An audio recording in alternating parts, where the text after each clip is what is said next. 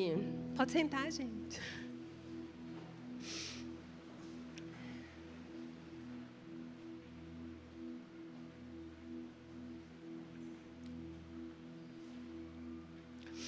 Hoje eu estou meio lerda, porque eu estou meio doente. Então vocês fiquem aí intercedendo por mim. Mas a mensagem de hoje, ela vem muito de encontro a talvez tudo que nós estamos vendo e vivendo como nação. E faz um tempo que o Senhor tem falado muito comigo a respeito disso. E quantos aqui estão no plano de leitura bíblica? Glória a Deus. Se você não está, você pode começar, vai ser uma bênção. Nunca é tarde. Leiam a Bíblia de vocês todos os dias, até morrer. E é muito interessante, porque a gente vai vendo ali a história da Bíblia e a gente vai... Não sei você, mas eu fico bastante incomodada de pensar como o povo era ignorante. Quantos aqui ficam incomodados? Quantos aqui ficam pensando, nossa, Deus, quanta paciência. E é a mesma paciência que o Senhor aplica conosco nos dias de hoje, não é verdade? E Deus começou a falar muito comigo sobre o zelo que consome.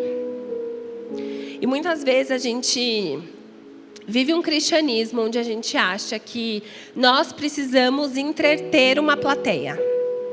E a verdade é que nós não estamos construindo igreja para entreter ninguém. Eu posso indicar bons filmes para você, bons passeios, mas a igreja a gente vem para buscar o Senhor. E o zelo que consome, ele vem desse lugar de nós entendermos o que o Senhor fala e de nós amarmos as verdades dele. E eu estava orando há um tempo atrás e o Senhor começou a falar muito comigo sobre a noiva de Cristo. E muitas vezes a gente não entende que a noiva tem autoridade dada por Jesus e que é para Ele, é para ela que Ele vai voltar. E a gente se convence de discursos, muitas vezes a gente começa... Já parou para perceber que na maioria dos discursos de raiva, de machucado, onde há falta de cura, as pessoas estão atacando aquilo que Deus ama?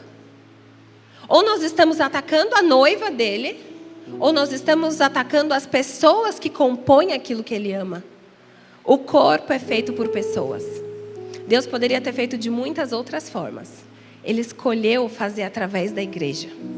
E é um privilégio para nós podermos fazer parte disso.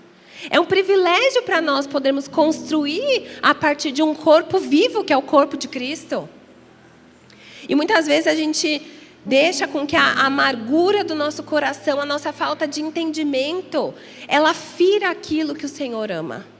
Eu não estou dizendo que não tem problemas, eu não estou dizendo que não tem defeitos, eu não estou dizendo que não tem o que melhorar, mas eu estou dizendo que nós precisamos fazer a nossa parte para que o organismo seja saudável. Sabe, CNPJ não machuca ninguém, gente. O que machuca é o CPF. Cada um de nós aqui tem uma responsabilidade diferente para glorificar o nome de Deus. E muitas vezes a gente terceiriza a responsabilidade porque é muito mais aconchegante para nós. É muito mais fácil para nós arrumarmos um culpado. Mas a verdade é que quando nós nos posicionamos num lugar de amor, a gente vê mudança. A gente vê transformação. Sabe, quando eu fui pesquisar um pouco, né, o que seria o zelo. E o zelo é grande cuidado e preocupação. É o que se dedica a algo ou alguém. E alguns estão chamando de religiosidade o que é zelo. E outros estão chamando de zelo o que é religiosidade. Porque nós aprendemos de alguma forma, em algum momento das nossas vidas, que a construção da igreja ela é baseada em uma personalidade. E a gente cai num monte de doutrinas porque nós não conhecemos a palavra. E a Bíblia é muito clara para nós estarmos atentos, alertas, porque isso vai acontecer. Só que quando nós estudamos a palavra, a gente aprende a discernir os espíritos. E a gente desenvolve o temor. O temor é o princípio da sabedoria. Nós não vamos construir nada de forma sábia se nós não nos colocarmos nesse lugar de temor ao Senhor. E eu queria que você lesse comigo Salmo 69, 9. Na verdade, eu coloquei aqui para a gente ler todos juntos numa mesma versão, para não dar confusão. Então você pode ler. Pois o zelo veio pela tua casa, me consome, e os insultos alheios que te insultam caem sobre mim. Sabe, esse salmo tá contando a história ali quando o salmista ele tá extremamente amargurado, porque ele tá vendo as pessoas viverem de uma forma que não temem ao Senhor. E ele está dizendo, olha, me machuca tanto ver o que as pessoas estão falando, estão fazendo, ou estão deixando de fazer, que isso está me consumindo. Eu tenho tanto zelo pela minha intimidade, eu sei tanto quem o Senhor é, que isso aqui está ofendendo a mim.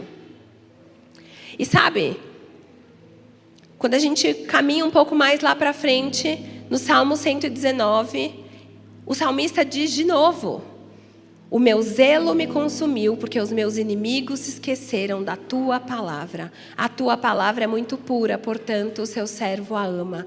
Pequeno sou e desprezado, porém não me esqueço dos teus mandamentos. E sabe, sermos separados para Deus demanda de nós uma vida de devoção. Muitas vezes a gente acha que o corpo de Cristo ele é aquele lugar para a gente ter afago no nosso ego. É aquele lugar para a gente fazer um clube social, onde todo mundo fala a mesma linguagem, todo mundo veste mais ou menos as mesmas roupas, todo mundo frequenta os mesmos lugares. Quando na verdade não. O Evangelho de Deus, diz o Senhor, é o ID. O meu ID é diferente do seu ID. Não é para a gente se trancar dentro de 4 paredes e fazer disso um lugar confortável. É para a gente sair da nossa zona de conforto e falar, nesse exato momento, tem um monte de gente indo para o inferno. Eu preciso me posicionar. Sabe, muitas vezes a gente acha que atrair as pessoas para a presença de Deus é falar o que elas querem ouvir. E definitivamente precisamos falar o que as pessoas precisam ouvir. Sabe, nem tudo que a gente quer ouvir vai nos transformar. Mas o que a gente precisa ouvir vai refinar o nosso caráter. E eu sei que é difícil ouvir algumas coisas de Deus. Mas sabe, o amor verdadeiro, ele nunca deixa a gente viver de qualquer jeito. Quantos aqui são pais? Muitos pais aqui. Eu tenho certeza que você quer o melhor para os seus filhos. Não é verdade? E às vezes, muitas vezes, nós banalizamos a necessidade, por exemplo, de dizer não. Só que se a gente lê a Bíblia, Deus diz não tantas vezes. Quantos aqui já ouviram não de Deus? Que bom. Significa que você é um crente maduro. Sabe, muitas vezes a gente acha que o melhor é do jeito que a gente pensa e o Senhor tem um plano completamente diferente para as nossas vidas e nós estamos rejeitando o melhor de Deus, porque nós queremos o conforto apenas. E orando muito, né, por essa palavra, eu fui em algumas passagens muito, muito profundas, onde Jesus ele ensina muitas coisas acerca do Evangelho para nós. E eu queria que você abrisse comigo João, capítulo 2.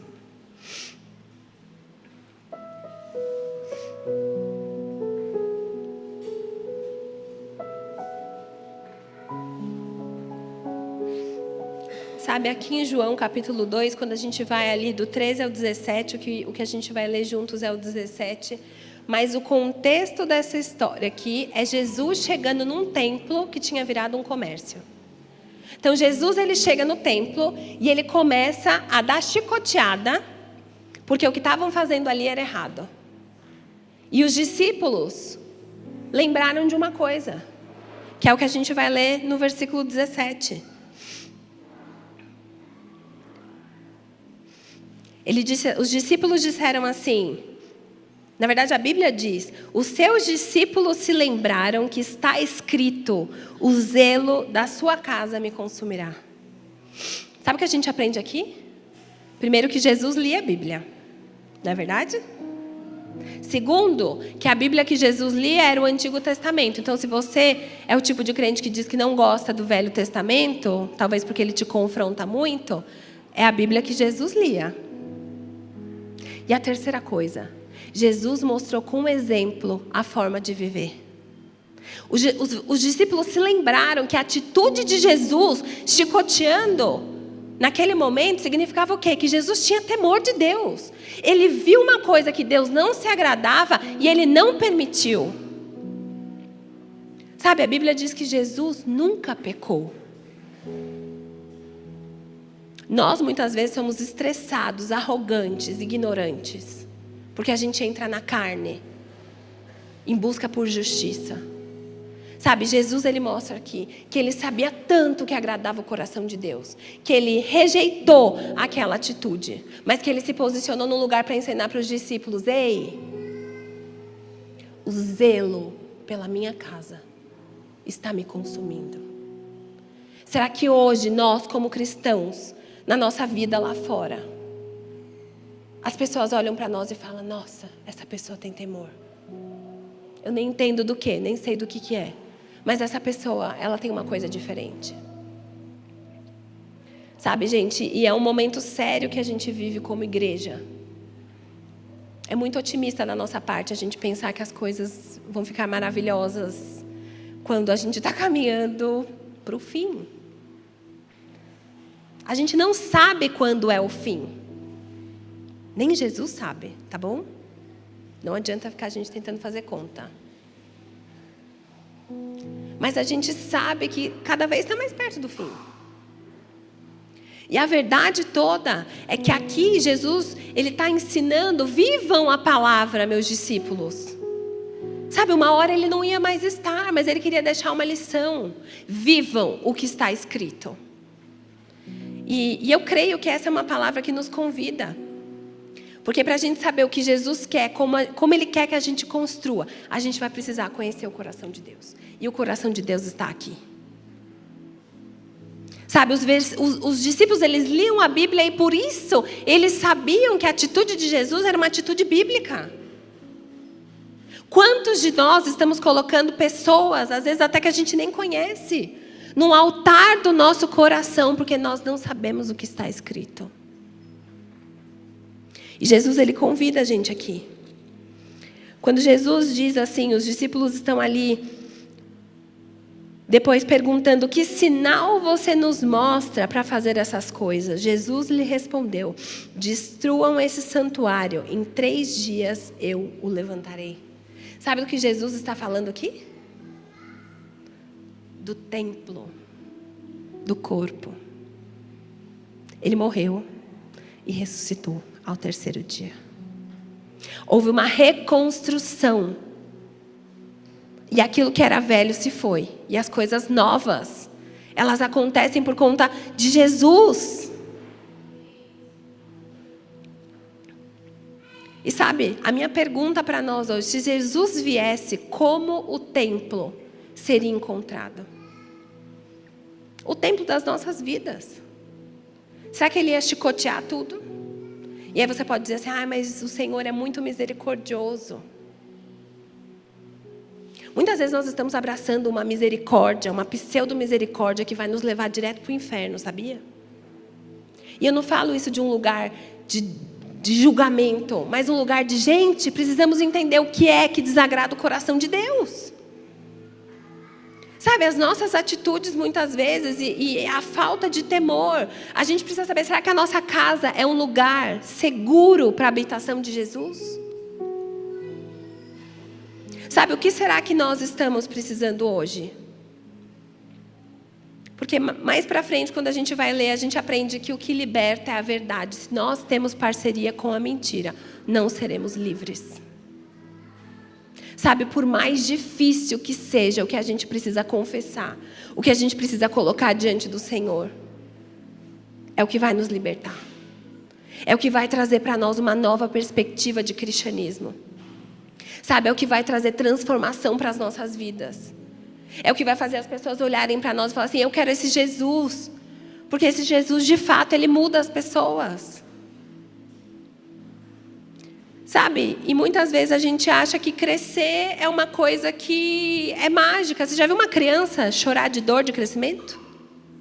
Quantos já viram aqui? Eu lembro uma época que eu tenho uma irmã, né, e ela é 18 anos mais nova do que eu.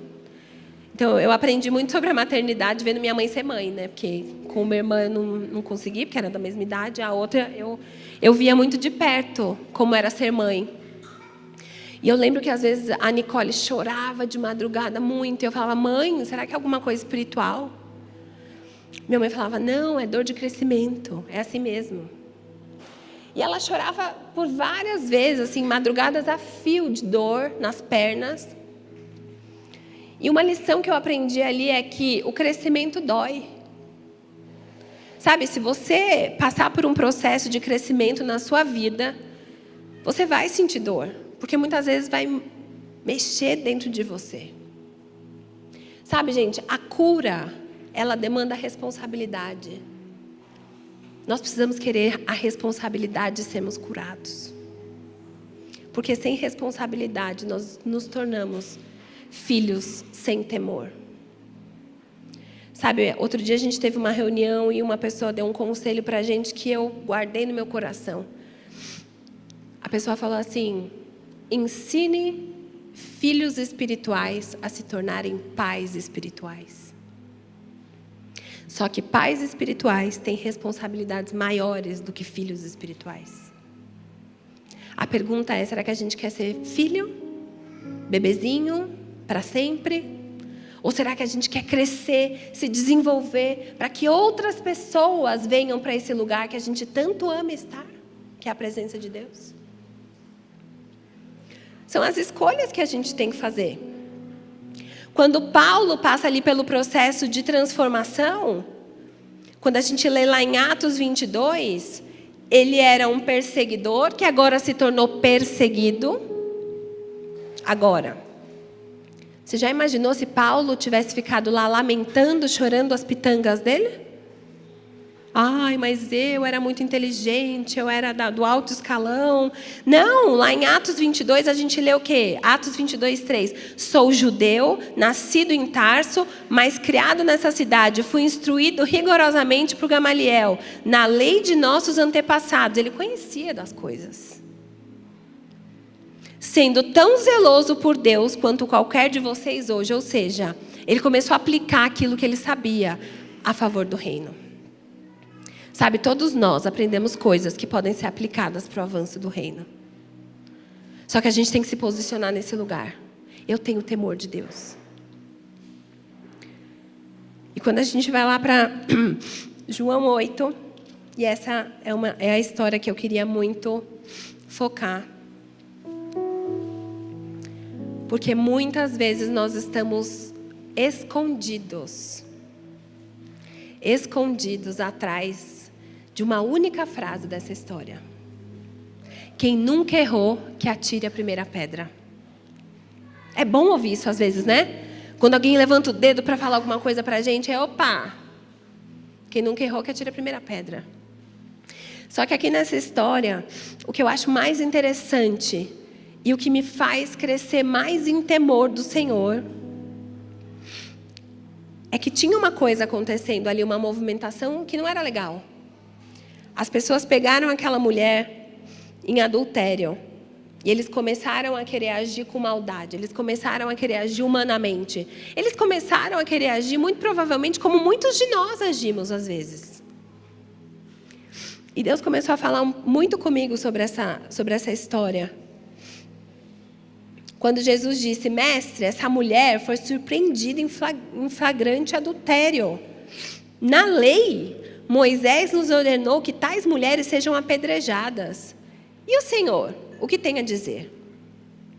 Eles diziam isso tentando, para terem o que acusar. Mas Jesus, inclinando-se, escrevia na terra com o dedo. Como eles insistiam na pergunta, Jesus se levantou e lhe disse, quem de vocês estiver sem pecado, seja o primeiro a tirar a pedra. E inclinando-se novamente, continuou a escrever no chão. Mas eles, ouvindo essa resposta, foram saindo um por um, a começar pelos mais velhos até os últimos, ficando só Jesus e a mulher em pé diante dele. Levantando-se, Jesus perguntou a ela, mulher, onde estão eles? Ninguém condenou você? Isso foi Jesus perguntando para ela. E ela disse: ninguém, Senhor. Então Jesus disse: também eu não a condeno. Vá e não peques mais. Olha que lição importante Jesus nos dá aqui. Ele é extremamente misericordioso. Ele podia julgar aquela mulher, mas ele escolhe não julgar para nos ensinar o quê? Que nós não temos o direito de julgar. Só existe um justo juiz. E é por isso que essa palavra não é uma mensagem de julgamento. É uma mensagem de: ei, vamos despertar, porque atrás de um ninguém te condena, existe um vá e não peques mais. E o que vai nos fazer ir e não pecar mais? O conhecimento daquilo que desagrada o coração de Deus. Não são as nossas opiniões. Sabe, pessoas passam por processos. Faz anos que nós acompanhamos pessoas em diversos níveis de dores na alma. E sabe, nunca rotulamos uma pessoa pelo pecado dela. Mas nós precisamos lembrar, Deus ama a pessoa, o indivíduo, o pecado não. E quando nós abraçamos o pecado, nós estamos rejeitando aquilo que o Senhor nos ensinou.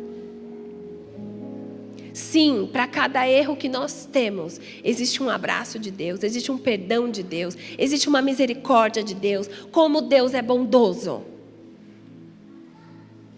Mas para cada vez que Ele nos liberta, que Ele nos ensina, tem um: vá e não peques mais. Porque você teve um encontro comigo. Nós cantamos isso hoje. Pela cruz fomos atraídos com o amor maior do mundo. Não existe mais o que Ele possa fazer por nós. O nosso papel é se achegar diante dessa cruz e dizer: Senhor, eu amo tanto o que o Senhor fez, que eu rejeito o pecado. Eu amo o pecador, porque o Senhor ama o pecador. Nós estamos nos extremos. Ou nós somos religiosos, ou nós somos negligentes. E o Senhor está trazendo a gente para o prumo. Ei, olha nos meus olhos. Eu amo as pessoas. Eu amo a igreja. Mas depois de um encontro, tenha o temor de ir e não pecar mais. Ah, mas nunca seremos perfeitos. Mas somos constantemente aperfeiçoados. Porque Ele nos aperfeiçoa na nossa fraqueza. E é ilusão você sair daqui achando que você nunca mais vai errar. Mas é negligente da sua parte conhecer a graça do Senhor e baratear ela com a falta de vergonha na cara. Tem coisa que a gente vai precisar rejeitar. Dá ordem para o corpo, dá ordem para a mente. De Deus não se zomba. Será que eu quero viver num lugar onde as pessoas sentem que Jesus é suficiente? Ou será que eu tenho que dar um jeitinho para tudo? Será que tudo dentro da igreja é uma estratégia? Sabe, nós precisamos aprender a agradar o Senhor mais do que todas as coisas. Na leitura da Bíblia a gente vê quando Mical está lá rindo de Davi, ele continua lá adorando a Deus. Será que a gente consegue ficar feliz diante de Deus, mesmo as pessoas nos rejeitando? Mesmo as pessoas olhando para nós e achando que a gente é exagerado? Sabe, será que a gente consegue olhar para o Senhor e falar assim: Senhor, como a gente cantou hoje na música, te entrego tudo. Eu te entrego a minha dignidade, porque é muito melhor, é a dignidade que o Senhor me dá no céu. Sabe, nós ficamos muito tímidos para falar do que agrada o coração de Deus. E a gente é muito rápido, na maioria das vezes, para se envolver em coisas das quais Ele não nos pediu. Sabe, quando Jesus, Ele nos ensina isso aqui, Ele traz, como o pastor César falou semana passada, o equilíbrio entre o confronto e conforto. E é nesse equilíbrio que a gente precisa se mover.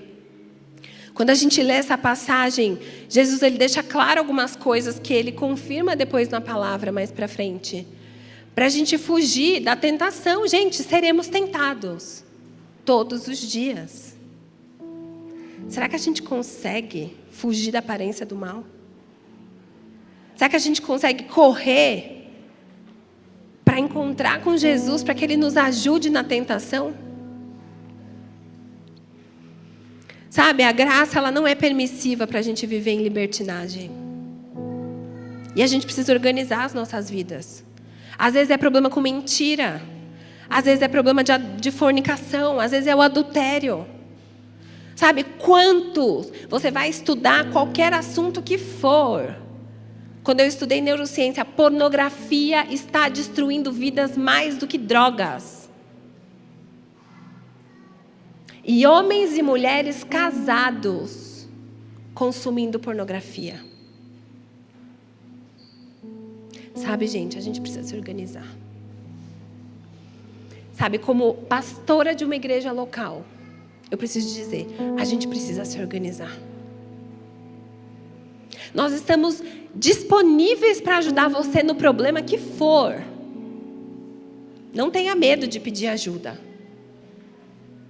Mas para você receber a cura, você vai ter que abraçar o processo. E quanto antes você quiser resolver, melhor para você e para a igreja de Cristo. Porque a gente passa vergonha sem necessidade. Sabe, às vezes as pessoas falam, ai, meu chamado é ministério. Ok. E como é que está a sua casa? Você já resolveu as suas mazelas? Porque, gente, é sério. Você se colocar numa brecha, num lugar onde você não tem autoridade, você está pedindo para morrer. Não é brincadeira. Às vezes, sem a gente fazer nada, a gente já toma uns bordões. E posso falar? A gente toma bordões por conta de vocês também, viu? Fica a dica aí. Estendam graça e misericórdia. Quando vocês se organizam, vocês facilitam o nosso trabalho. Em Apocalipse 3,19, Apocalipse é um dos meus livros favoritos da vida, porque eu tenho muita esperança além do Apocalipse. Tem gente que tem medo, né? Eu acho que o crente devia ter esperança ao ler o Apocalipse. Ou se organizar para poder viver o Apocalipse. Não é verdade? A parte boa dele. Lá no 3,19 diz assim, repreende e disciplina aqueles que amam. Por isso seja diligente e arrependa-se. Sabe, Deus nos ama e por isso Ele nos repreende. Por que nós achamos que o nosso amor, ele vem com escassez de repreensão? Sabe, você ama alguém? Repreenda essa pessoa quando ela estiver errada. O ferro que afia ferro. É importante. Às vezes a gente quer estar perto só de quem fala para nós coisas fofas e lindas, maravilhosas. E é muito legal a gente ser afirmado. Eu gosto de ser afirmada também. Mas eu gosto muito de ser confrontada. Porque eu sei que quando alguém tem coragem de me confrontar, aquela pessoa me ama demais. Aquela pessoa me olha com olhos tão profundos que ela não me deixa ficar igual. Tem dia que as pessoas que eu sei que me amam, elas viram para mim e falam assim, ó, isso aqui foi demais. E eu vou pensar com o Senhor. E eu falo, nossa, Deus, é mesmo, isso aqui podia ter sido diferente. Sabe, que amor é esse que nós desenvolvemos, que deixam as pessoas viverem longe de Deus?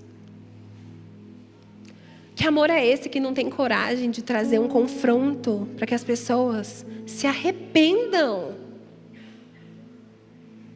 A gente precisa se organizar, gente.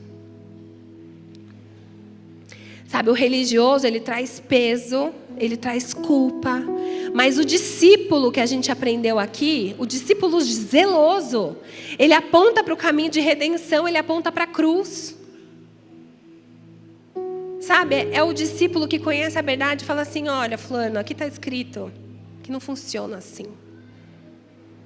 Volta para a cruz, porque Jesus ele vai te perdoar. Se arrepende que Jesus ele quer te curar. Sabe, se morrer é Cristo e viver é lucro, por que a gente tem tanta dificuldade de carregar nossa cruz diariamente? Essa é a proposta. E Jesus carregou até o fim, porque Ele conhecia a alegria proposta de carregar aquela cruz em favor de todos nós.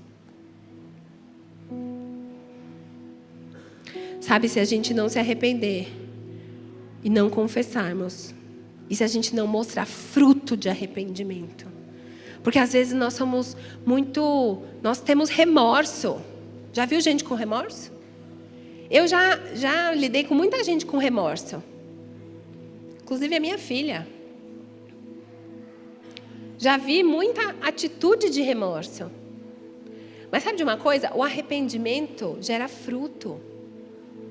E quando a gente gera um fruto, a gente alimenta outras pessoas também. Não é só para nós.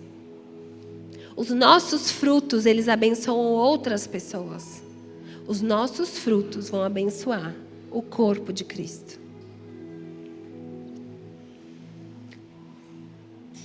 Tomem cuidado, se o irmão pecar, repreendam, e se ele se arrepender, perdoe-lhe. Se pecar contra você 7 vezes no dia, e 7 vezes voltar e disser, estou arrependido, perdoa-lhe. Isso aqui para dizer o quê? Que o arrependimento, ele traz a visão de Deus sobre a misericórdia dele. Mais uma vez, às vezes a gente fica muito apegado. Ai, mas eu nunca vou ser perfeito, eu vou errar. Se você se arrepender, eu tenho que te perdoar. 70 vezes 7, no mesmo dia. Você concorda que é muita pisada na bola? Mas a gente precisa do arrependimento. E muitas vezes a gente quer só o perdão, mas a gente não quer a repreensão. A gente corta os versículos naquelas partes que nos fazem bem, não é verdade? Todas as coisas me são lícitas. Ponto. Mas nem tudo te convém.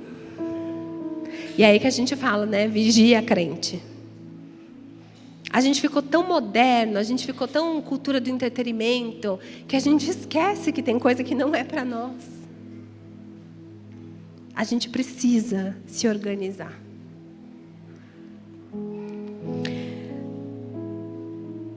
Sabe, a graça de Deus, Ele não faz de nós bobos.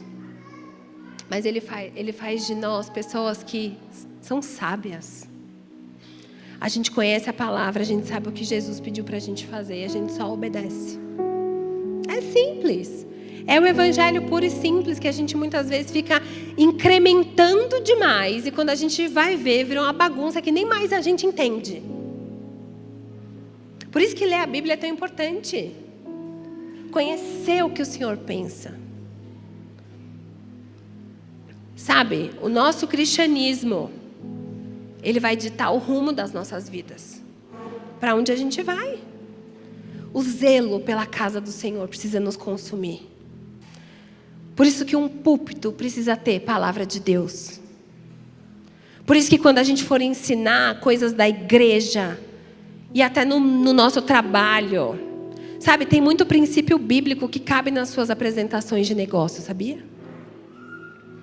Na sua psicologia, sei lá no que você trabalha. Sabe, a Bíblia tem de tudo, gente. Não existe nada novo debaixo do céu. O Senhor já sabia de todas as coisas. E eu queria falar de 3 coisas que nos torna discípulos. Sabe, quando a gente aplica o zelo nos torna discípulos, não é verdade? Jesus estava ensinando ali com o modelo dele. Os discípulos viram Jesus fazer, eles andavam perto de Jesus. Jesus queria dar uma mensagem. Olha, não é só o que eu falo, é o que eu faço. A gente precisa ser assim. Ai, não são só as minhas lindas pregações. Será que eu estou disposta a me posicionar num lugar que doa quem doer? A verdade vai prevalecer. Eu te amo demais para deixar você viver no meio do lixo. E sabe, o nosso coração vai fazer com que as pessoas entendam que essa fala vem de um lugar de amor. Não um lugar de julgamento. Não um lugar de ferir. Nós não estamos aqui para ferir vocês. Nós estamos aqui para mostrar que existe um caminho. E que esse caminho vai nos ajudar a levar outras pessoas para o caminho. O caminho não é uma placa de igreja. O caminho é Jesus. Não existe outro caminho. A gente pode perambular todas as igrejas da face da terra. É Jesus. E Ele está dentro de você. E você e eu, nós precisamos valorizar isso. E dizer: ai, Senhor, o zelo pela tua casa me consome. Eu não posso deixar isso aqui mais acontecer. Sabe, o zelo, ele aponta para a eternidade, para o nosso destino. Sabe, quando nós temos zelo pela palavra do Senhor, pela verdade do Senhor, nós sabemos que iremos para a glória. Um dia tudo isso aqui vai acabar e, nossa, vai ser muito bom ficar lá com os anjos, os querubins, os serafins cantando. Sabe, uma vida de constante adoração ao nosso Senhor. Esse é o nosso destino. Sabe, o destino de Deus, ele nos deixa muito claro através da palavra para onde a gente vai. E para a gente chegar nesse destino, a gente precisa resistir à tentação. A gente precisa fugir da aparência do mal. A gente precisa abraçar a alegria proposta do Senhor nas nossas vidas. Sabe, eu sei que tem coisa que é difícil. Acredite você ou não, eu já passei por coisas na vida que eu falei: Deus, eu acho que isso aqui eu não consigo não. Essa coisa em específica, eu acho que não. Talvez das coisas mais difíceis que eu já passei na minha vida. E olha, eu vou dizer uma coisa para vocês, viu, gente? Eu passei muita coisa difícil. Eu já enfrentei até um processo de câncer por 3 anos. Sabe o que é você receber um exame na sua mão por mais de 10 vezes, dizendo que você não está curada? É muito difícil. Mas eu vou dizer para vocês que implantar a igreja foi o maior desafio da minha vida. E é por isso que eu posso dizer hoje com propriedade para vocês: o zelo pela casa do Senhor precisa nos consumir. Porque senão a gente abandona um povo. Porque senão a gente se corrompe no processo. Porque senão a gente fica amargurado com as coisas que falam, com as coisas que pensam, com os olhares que dão para nós, com a rejeição que a gente sofre. Sabe, se você souber pelo tanto que você já passou na sua vida, você vai se posicionar de um jeito e vai falar assim: ei, eu conheço a minha história com Deus. Eu vou mostrar o que é que realmente importa. E eu queria te lembrar de uma coisa nessa noite. Se você está aqui hoje, é porque houve muita revelação do propósito de Deus para essa cidade e para cada um de vocês.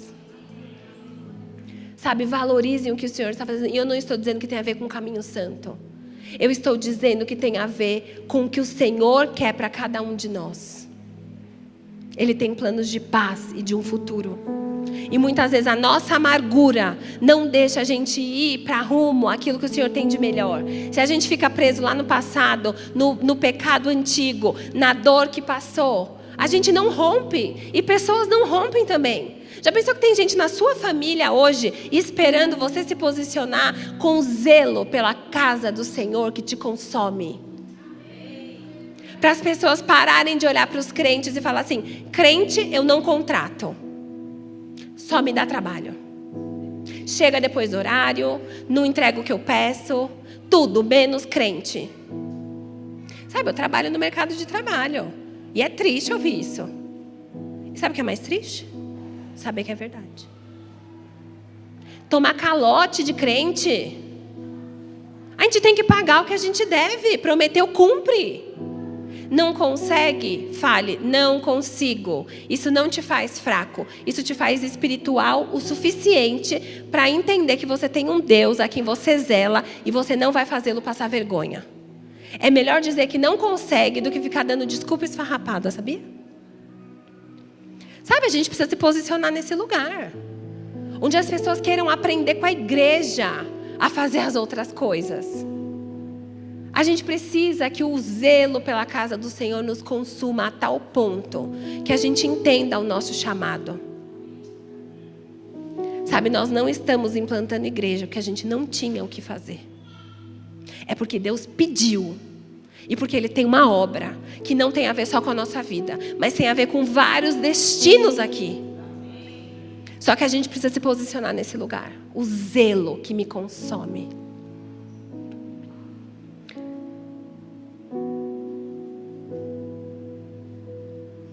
O zelo traz convicção. Obrigada. O zelo traz convicção, que é esse temor. A gente escolhe glorificar a Deus. A gente vive o evangelho puro e simples, bem vivido. Coisa simples. Não fala mal dos outros, não pega o que nasceu. Bom dia, boa tarde, boa noite. Sabe, coisa básica? Coisas que Jesus faria. Sorria, seja educado, ajude uma senhora a atravessar a rua. Coisas básicas, extremamente espirituais. Demonstram o caráter de Cristo. E o zelo nos transforma em discípulos, porque a gente tem intimidade. A gente se transforma muitas vezes de um doutor da lei, porque a gente acha que sabe demais, para um discípulo que fala: eu já tive essa experiência com Jesus. Ele está aqui. Ele quer nos curar. Ele quer curar vidas. Opa, se tem algum espírito ruim que está aqui, eu não vou acusar ninguém, eu vou trazer a vida de Jesus. Porque eu sei que Jesus ama essa vida. Eu não estou aqui para ridicularizar ninguém. Eu estou aqui para trazer a verdade que liberta. Ei, vem cá. Eu vou orar por você. Porque o seu destino profético não é viver na miséria, mas é viver uma vida abundante. E você mostra o caminho da vida abundante para a pessoa. O inferno, gente, precisa nos reconhecer. Sabe, muitas vezes a gente fica: ai, o Satanás. Gente, deixa eu falar uma coisa para vocês. Que bom quando o inferno sabe quem a gente é. Que bom quando a gente já pegou as nossas próprias chaves. E ele não tem mais autoridade porque nós fechamos as brechas. E agora nós temos a autoridade para tirar pessoas de dentro das cadeias. Sabe, eu queria que você abrisse comigo para a gente finalizar Atos 19.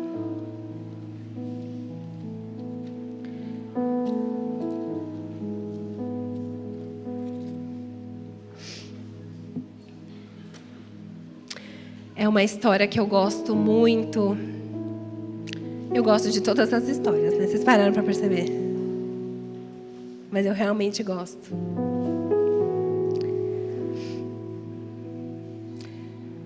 Atos 19, capítulo 11. Está contando aqui a história dos filhos de Seva. E eu amo essa história por muitos motivos. Mas diz assim: Deus, pelas mãos de Paulo, fazia milagres extraordinários, a ponto de levarem aos enfermos lenços e aventais de seu uso pessoal, diante dos quais as enfermidades fugiam das suas vítimas. E os espíritos malignos se retiravam. E alguns judeus exorcistas ambulantes tentaram invocar o nome do Senhor. Ordeno que saiam pelo poder de Jesus, a quem Paulo prega. Os que faziam isso eram 7 filhos de um judeu chamado Seva, sumo sacerdote. Mas o espírito maligno lhe respondeu, e eu quero que você foque nessa parte agora. Olha o que o espírito maligno respondeu para eles: conheço Jesus e sei quem Paulo é. Mas e vocês? Quem são? E o possuído do espírito maligno saltou sobre eles, dominando a todos. De tal modo prevaleceu contra eles, que nus e feridos fugiram daquela casa. Sabe o que isso ensina para nós? Que a gente precisa ter relacionamento com Deus. Eles viram Paulo fazendo várias coisas incríveis. Eles estavam lá numa escola. E eles viam Paulo se mover, e eles acharam que porque eles viam, eles podiam imitar. Mas sabe de uma coisa? Eles não tinham vida, relacionamento com Deus. Eles não tinham autoridade. E eles saíram nus e feridos.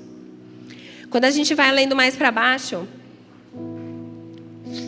a gente começa a entender mais da história, o que aconteceu naquele contexto. E sabe, Paulo, ele dava fruto da sua intimidade com Deus. Quando ele se movia nos milagres e maravilhas e as pessoas viam aquilo, Paulo estava vivendo de acordo com aquilo que ele tinha de vida com Deus. Não adianta você tentar imitar a vida de alguém se você não tem a sua própria vida com Deus. Porque é muito fácil a gente admirar a vida com Deus do outro. Mas será que nós queremos pagar o preço para ter as nossas próprias vidas com Jesus? Sabe, uma coisa linda que acontece ali, quando o povo viu o que aconteceu com os filhos de Seva, eles começaram a renunciar à sua bruxaria e feitiçaria. Eles falaram, opa, com esse Deus aí não dá para brincar não. Eu vou me organizar aqui, peraí, eu vou queimar todos os meus livros de feitiçaria. E sabe de uma coisa? Eles fizeram isso em praça pública, para todos verem. Tamanho o temor. Sabe, o meu convite nessa noite é, será que a gente está disposto a pegar todo o nosso lixo, queimar em praça pública, para que as pessoas vejam e falem assim, ei, tem alguma coisa diferente nessa movimentação aí. De Deus não se zomba. Eu preciso voltar meu coração. Eu preciso ter zelo pela casa do Senhor. Eu preciso ter zelo da forma que eu vou viver. Senhor, eu preciso que o Senhor me ajude a ter essa vida de intimidade, onde eu vou me mover de uma forma que quando eu falar, os cativos serão libertos. Quando eu der ordem, o inferno vai embora, porque ele não vai prevalecer no meu lar. Sabe, será que hoje nós temos autoridade de trazer para a nossa vida uma realidade celestial? Ou será que sempre vai precisar alguém da intercessão ir na sua casa? E não que isso seja errado. Nós queremos ir orar na sua casa se precisar. Por você no hospital, onde quer que seja. Mas, meus amigos, pode ser que Deus dê uma missão para você, que vai ser você e Deus. E será que você consegue se posicionar de um jeito que você fala, que o diabo vai olhar e falar assim, Jesus eu conheço, Paulo eu sei quem é, e Pamela também. Sabe, é esse lugar que a gente tem que desejar. Que o inferno olhe para nós e fale, e essa daí é casca. Essa daí é difícil. Essa daí eu já tentei. Porque é o que ele faz na nossa vida, ele tenta o tempo todo. Porque o objetivo dele é matar, roubar e destruir. Ele não vai te dar sossego. Mas você, em Cristo, é mais do que vencedor. E a gente precisa se posicionar nesse lugar de vitória. Você pode ficar de pé junto comigo.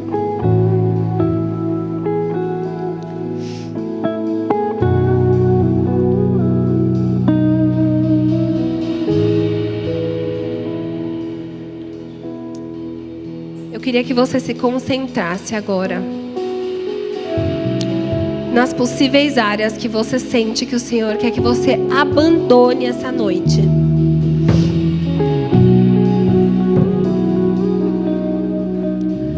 Sabe, eu sinto que essa é uma noite que o Senhor quer nos amar tanto, tanto, que nós não ficaremos apáticos diante dEle.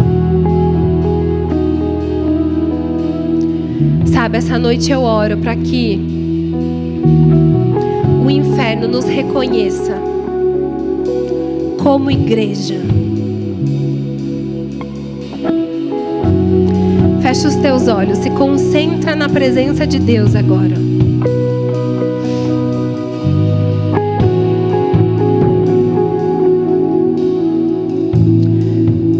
Onde o Espírito de Deus está, há liberdade. E Ele está aqui.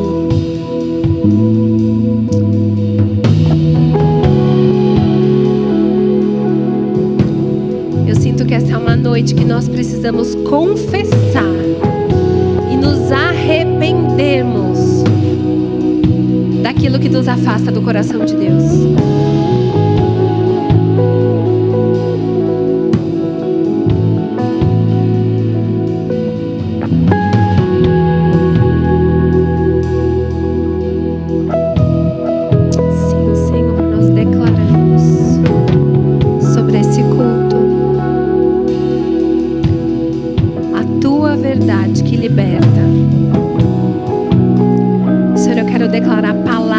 De vida agora, tudo aquilo que tem sido vivido de forma diferente do que o Senhor planeja, do que o Senhor ensina, nós te pedimos, Senhor, nos convence essa noite. Nós não queremos viver um cristianismo leviano. Nós queremos viver um cristianismo que transforma. Foi para a liberdade que o Senhor nos libertou. Então nós queremos viver livres. Livres, Senhor.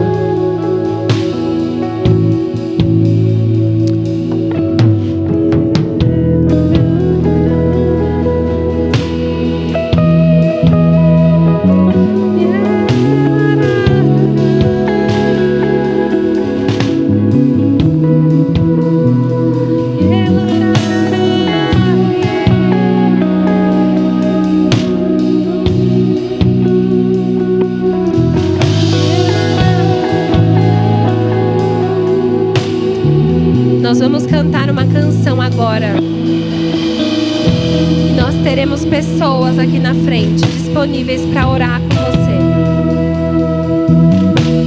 Se existe qualquer coisa que você queira confessar e que você queira dizer assim, olha, eu não quero mais. Não tenha vergonha de sair do seu lugar. Sabe, abrace aquilo que o Senhor quer te entregar nessa noite. Eu sinto que o Senhor quer fazer proezas na alma de muitas pessoas aqui. Sabe, pede para o Senhor te revelar enquanto você canta. Se você quer confessar e pedir ajuda em oração, as pessoas que estão aqui para orar por você, elas estão aqui para amar a sua vida. Assim como eu estou aqui para amar a sua vida. E por amar tanto o que Deus está fazendo nessa igreja, eu convido cada um de nós a organizarmos os nossos sentimentos, para que a gente rejeite o pecado, para que a gente rejeite aquilo que nos afasta de Deus.